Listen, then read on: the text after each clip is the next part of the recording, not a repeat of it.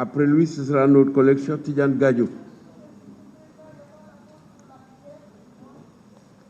C'est-à-dire qu'il est habituel, ça nous est arrivé lors de la 10e législature, j'étais assis là, que le vendredi, les collègues qui veulent aller prier peuvent aller prier. Et la séance continue parce qu'il y a 49 orateurs inscrits, chacun 5 minutes. Donc les collègues qui veulent aller prier, ils peuvent aller prier tranquillement, s'il vous plaît. D'ailleurs, je dois dire pour la vérité que le président Abdoumbo avait fait la même proposition. Je lui ai demandé de bien vouloir accepter qu'on continue la séance et que je dis aux collègues qui veulent aller prier, nous dem julli ji tranquillement, ñun ñu continuer liggéey bi nii. Amoon na fi nag, amoon na fi. Man m'a proposé à l'époque, c'est Pape Diop qui présidait ici, que ñu suspendre, ñu ne déedéet, ñu bëgg a julli, ñu dem julli ji dellu si. Loolu moom la ñuy appliqué tey.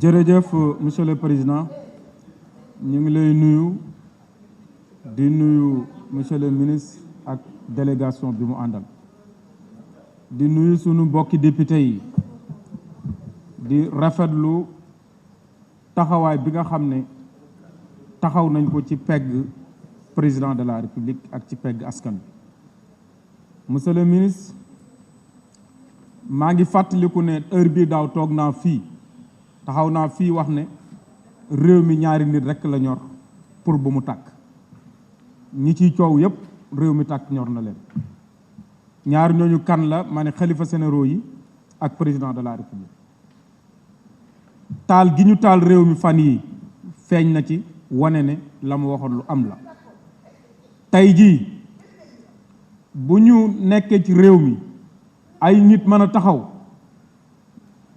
jàkkaarloog nit woote xeex nit koo xam ne yow miy woote xeex dangaa taxaw ne sëtub Sëriñ Tuubaa nga yow mi koy wax da nga taxaw ne sëtub Sëriñ Tuubaa war nga xam nga sëtub Sëriñ Tuubaa sax man moom laa mais du ma ko ñi koy waxe doonuñu ko soxna assumé moo ko fi doon ku jege Sëriñ Tuubaa laa nag waaye du ma sëtam soxna assumé moo ko fi doon fii moom rek moo fi nekk sëtub Sëriñ Tuubaa coow li muy bari bu ñu kenn rey ci yooyu il faut ñu arrêté ko soxna assu Sëriñ Tuubaa moo jur baayam kon kooku sëtub Sëriñ Tuubaa booy woote sëtub Sëriñ Tuubaa ne naaxil kawaahiba wal xawaane wal tasal jigéen góor na moytu jigéen nit dem ci benn place bësante ba dara fekk ko fa war nga am kersa di wax ne sëtub Sëriñ Tuubaa nga di jàppale kooku sëtub Sëriñ Tuubaa dafa war a am nu mu mel soo dikkee ci milieu yu mel nii nañuy moytu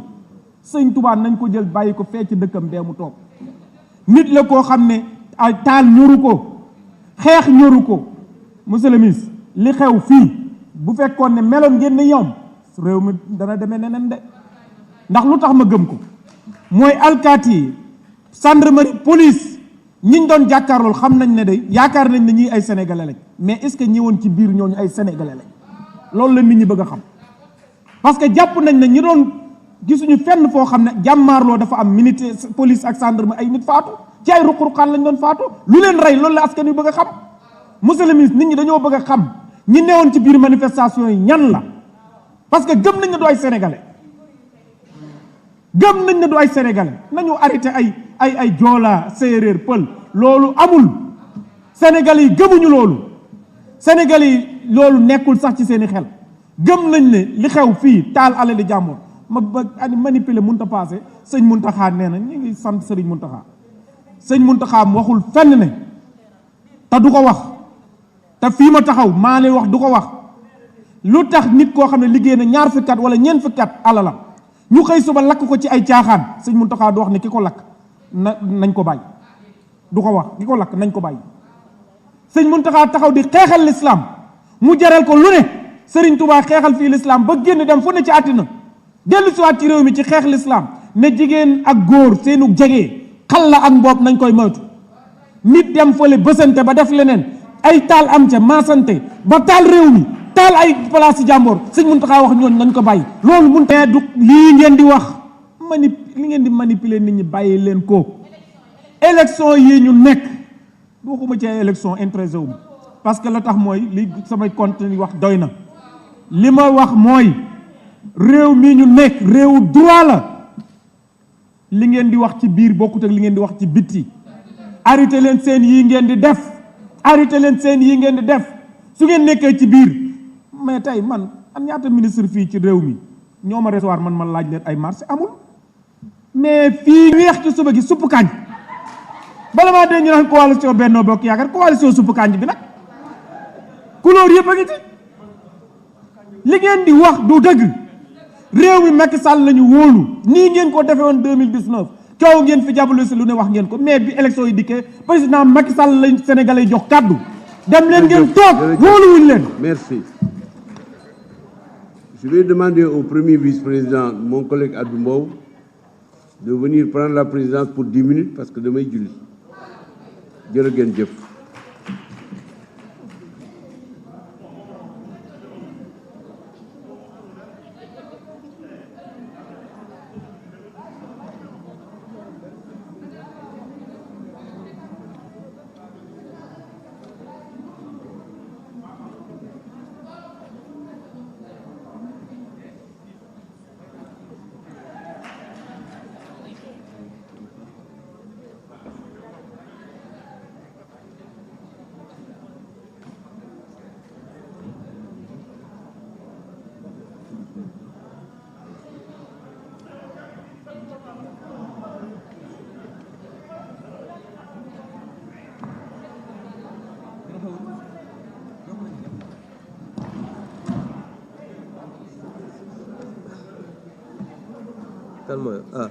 Voilà, merci beaucoup. Je donne la parole à notre collègue Cheikh Tidiane Gadio. Notre collègue Cheikh Mohamed Abdoulaye Dieye, Habiboulaye Dieye se prépare.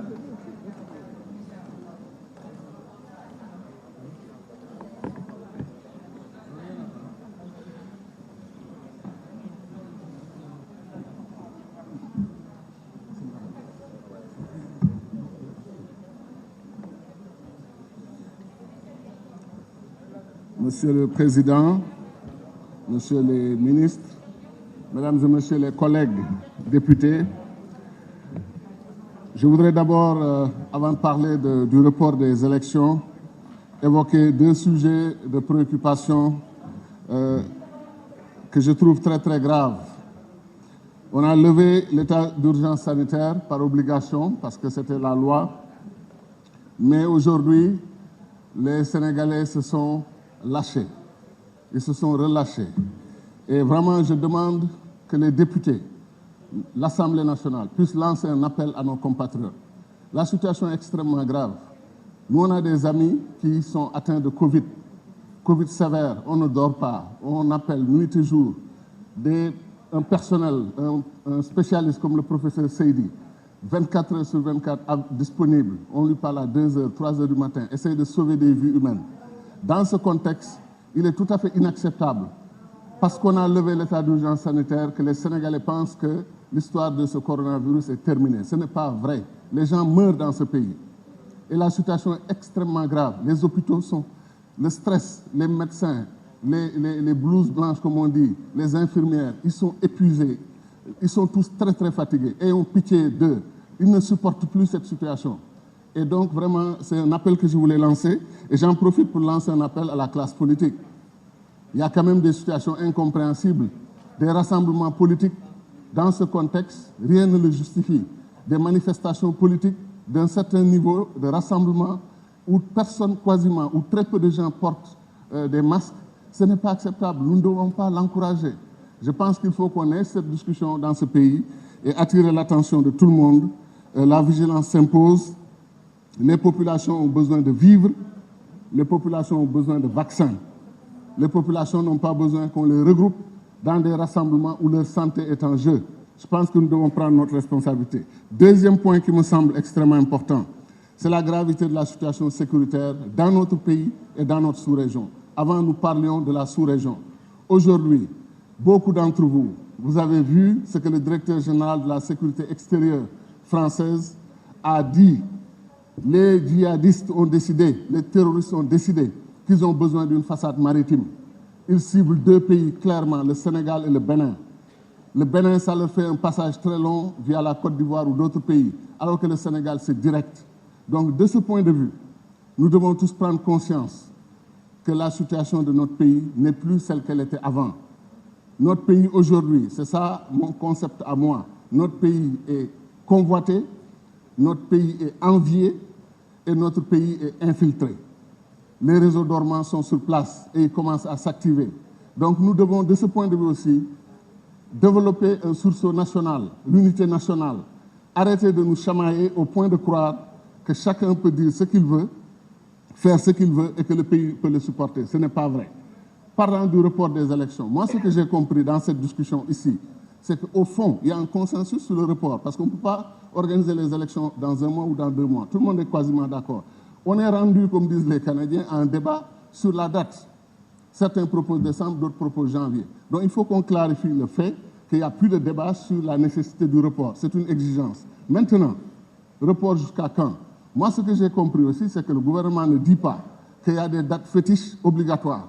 On dit qu'il y a des exigences qui étaient posées, évaluer le processus électoral, auditer le fichier, régler un certain nombre de problèmes. Pourquoi ne pas le faire dans une certaine cadence, accélérer les choses pour qu'on arrive effectivement à solder ces contentieux et aller aux élections? Donc, de ce point de vue, je pense que le report s'impose à nous. Il est obligatoire. Maintenant, comment définir les modalités? Même ça, l'opposition et la majorité, la société civile, tout le monde, on peut le faire dans un esprit de consensus. Il ne faut pas que tout soit prétexte à tension, à querelle, à bagarre. Nos anciens nous ont légué un Sénégal debout, un Sénégal avec une belle histoire. Nous n'avons pas le droit, nous, de léguer aux générations suivantes un Sénégal complètement en lambeaux. Nous n'avons pas le droit. Aujourd'hui, on a une autre urgence à côté de l'urgence sanitaire, c'est l'urgence jeunesse. La jeunesse du Sénégal nous a dit sa souffrance. Elle nous a dit sa souffrance. Le président de la République a répondu, j'ai compris vos préoccupations, j'ai entendu votre colère. Nous tous, on devrait bâtir un consensus dans la recherche de solutions. Un pays sans jeunesse est un pays sans avenir. Et l'Afrique est basée sur cette jeunesse. Plus de 60-70% de jeunes. Chers compatriotes, la situation est grave. La situation est très grave. Merci. Je vous remercie. Je donne la parole à notre collègue Cheikh Mamadou Abdoulaye Dièye. Notre collègue Marie-Thérèse Aïdesek se prépare.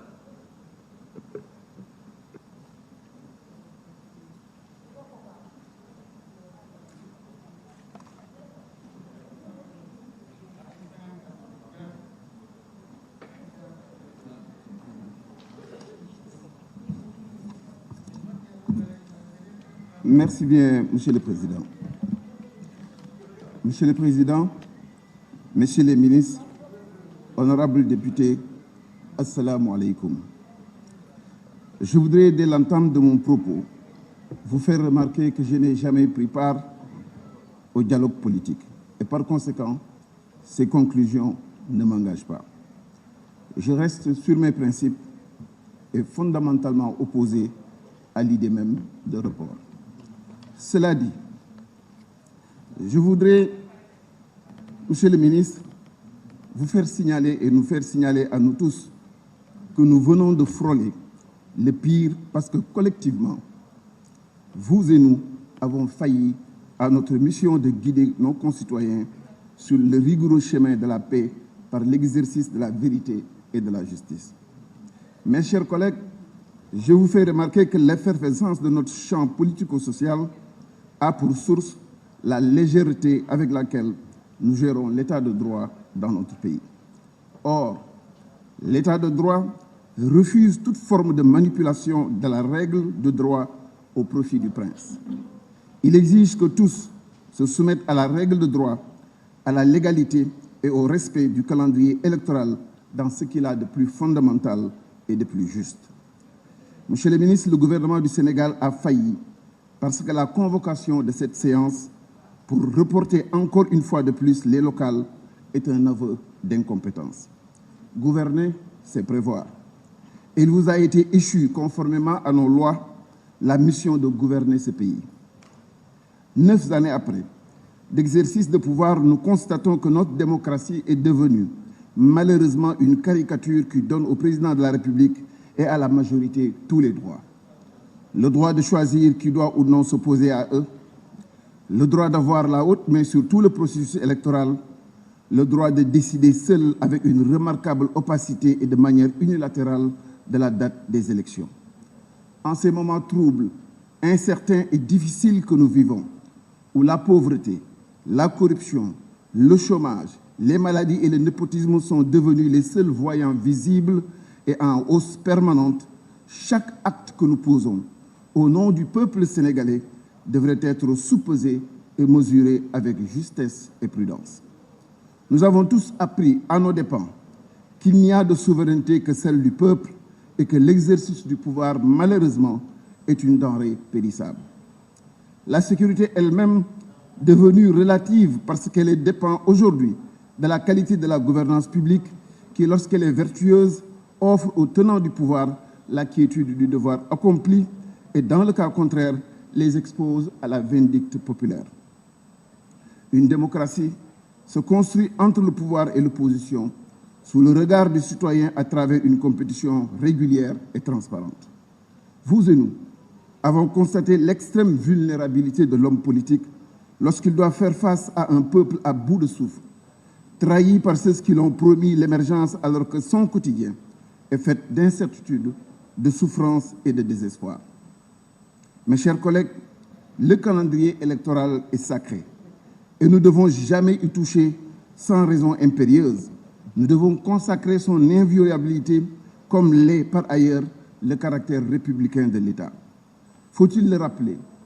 Les conséquences de ce projet de loi vont bien au-delà du simple report des locales. Il chamboule tout le processus électoral jusqu'à la présidentielle de 2024. Il ne s'agit ni plus ni moins d'une manœuvre indélicate et dangereuse dont le seul but est de repousser les législatives bien au-delà de la présidentielle. Ailleurs, dans les démocraties qui se respectent, sous les mêmes contraintes, les élections se tiennent à date échue. Je vous le dis, mes chers collègues, aucune démocratie ne peut survivre à autant de machiavélisme. Plus que le respect des institutions, c'est le respect du citoyen, le respect de ses droits et le respect de sa souveraineté qu'il exprime par le vote à travers des élections à date échue qui garantissent l'effectivité de l'état de droit. Ce culte de la redevabilité électorale est le garant de la stabilité de notre pays et aussi le ciment de notre cohésion nationale. Et il n'est pas acceptable de jouer avec. Loolu moo tax, monsieur le ministre, ma jàpp ne li am solo ci réew mi mooy que ni lii ñu dund nii daf ñu yee ni war nañoo am cër pour xool tey xool suba. maa ngi lay gërëm di la sant. Je vous remercie, chers collègues. Je donne la parole à notre collègue Marie-Thérèse Aïda Seck. Notre collègue Ibrahima Abounguet se prépare.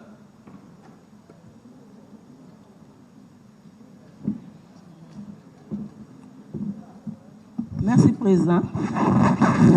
Monsieur le ministre, maa ngi leen di nuyu du ministre gardien des institutions, ministre de l'Intérieur, di profiter di la souhaiter le bienvenu yow ak sa collaborateur yi ndax je n'avais pas eu l'occasion de le faire. Di wax nag ci li nga xamante ne moo ñu fi indi di vote bi du ma jaaraat fi sama collègue yëpp jaaroon ndax bon wax bi day gudd mais dama koy tënk ci rek ci ne defoon nañu ay points de référendum yoo xamante ni notre collègue Mbéri Sylla l'a soulevé concernant les élections, concernant l'opposition.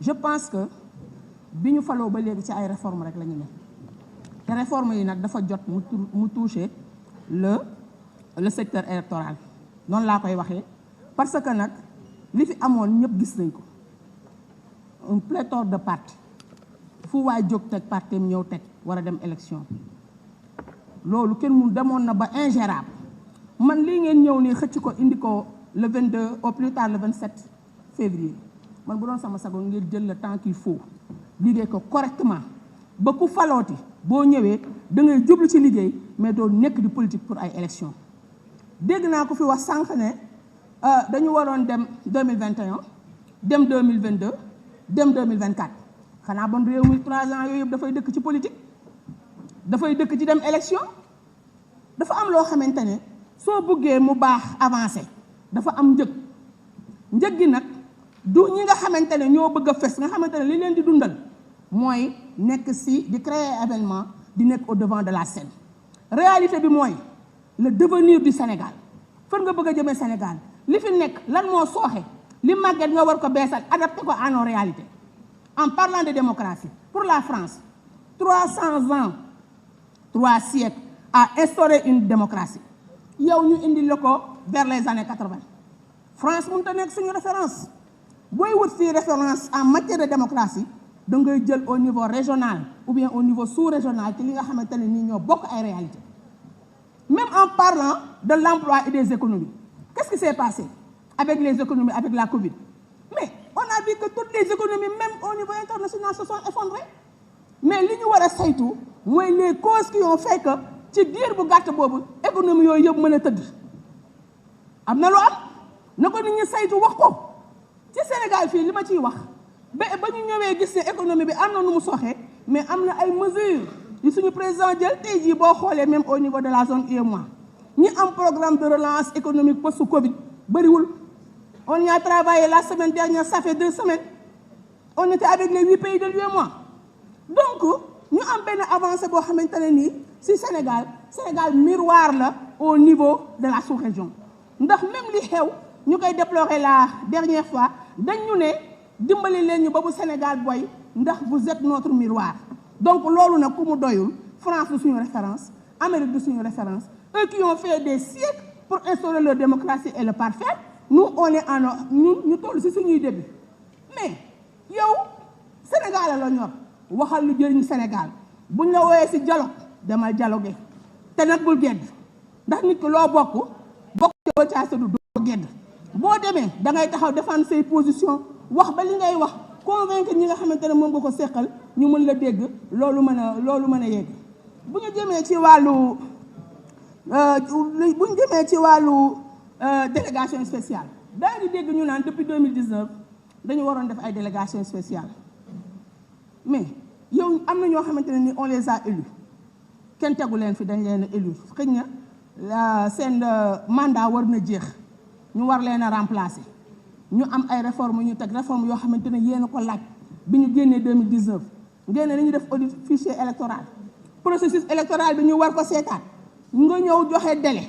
nga ëlbatikuwaat bëgg a wàññi délai bi man xam nga li ma wax gis nga ni booy liggéey buy seet ki nga xamante ne yow lii c'est réalité ak réalité am du benn koo xamante ne yow yaa ngi liggéey ñuy yuuxu loo mënta def it dañuy yuuxu la nga war a def te muy njëriñu Sénégal da nga cee taxaw def ko ba mu mët sëg te bu ci déglu kenn man sama abi loolu la te bu doon sama sago date bu gàtt bi ngeen def ngeen yokk ko ba jël seen temps mûrir réforme bi ba nga xamante ne buñ fi jógatee lépp lu ñuy wax ci élection kenn dootu revenir aat ñu koy tegaat di ko ki tegaat sur la table di koy discuter. Je vous remercie. Je vous remercie. Je donne la parole à notre collègue Ibrahima Abounguet. Apparemment, notre collègue n'est pas dans la salle. Je donne la parole à notre collègue Moustapha Guirassi et notre collègue Ndiagne Diop se prépare.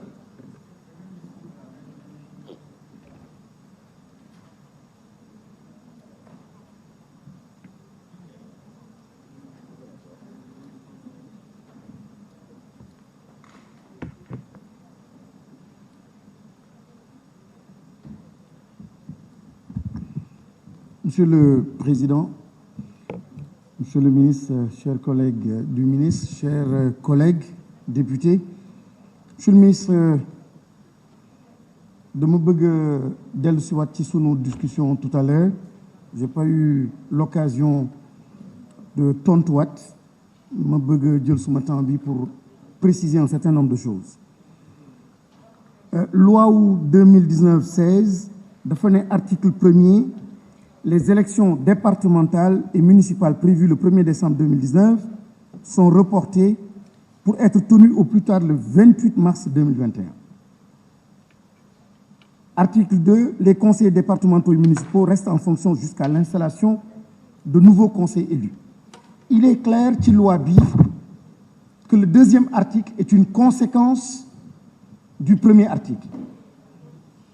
Mënuñu interpréter isolément l'article 2.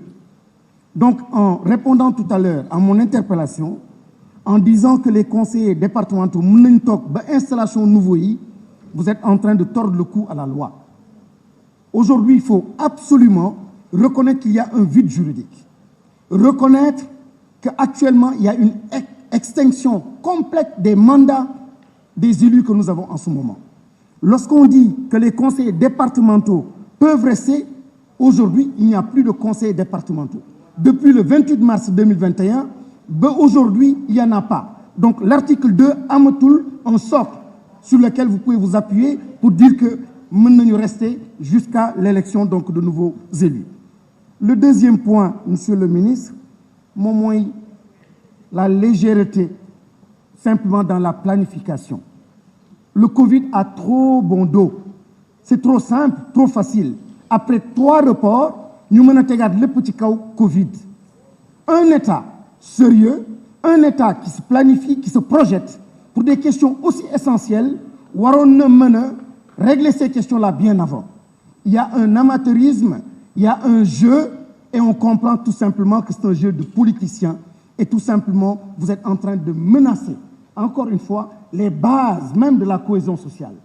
Le plus depuis quelque temps, en prenant encore ces mesures, ces lois, Indikofi, avec une majorité, pour faire passer donc ces lois-là, vous êtes en train tout simplement de renforcer cette perception extrêmement négative que les Sénégalais ont du fonctionnement donc de l'exécutif, du fonctionnement de la justice et du fonctionnement donc de l'Assemblée nationale. Monsieur le ministre, que chacun de nous puisse revoir un peu sa copie et sa façon de fonctionner.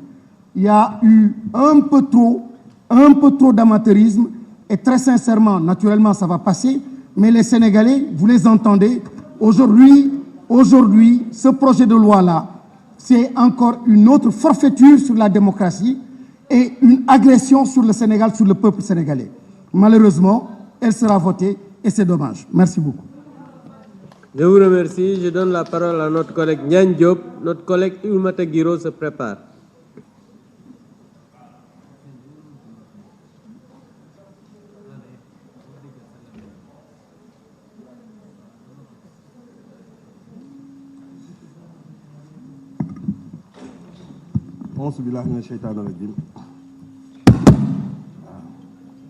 Monsieur le ministre de l'Intérieur, Monsieur le ministre, notre frère, ministre du Dialogue social, Monsieur les fonctionnaires du ministère de l'Intérieur, Monsieur le ministre, parfois damay xaw a jaaxle ndax dañu wax report élection prolongation ou mandat ou élu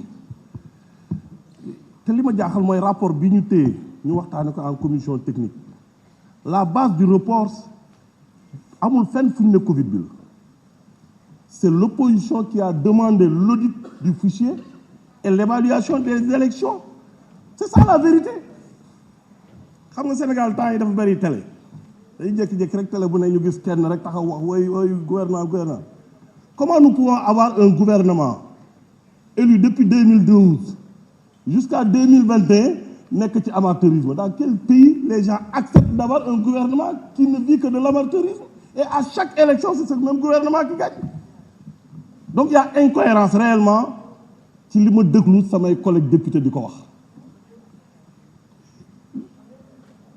Au départ nañ yóbbu délégation nañu nangam ak nangam. Monsieur le ministre li gën a jafe ci élu li gën a jafe ci responsable politique mooy nekk conseiller municipal.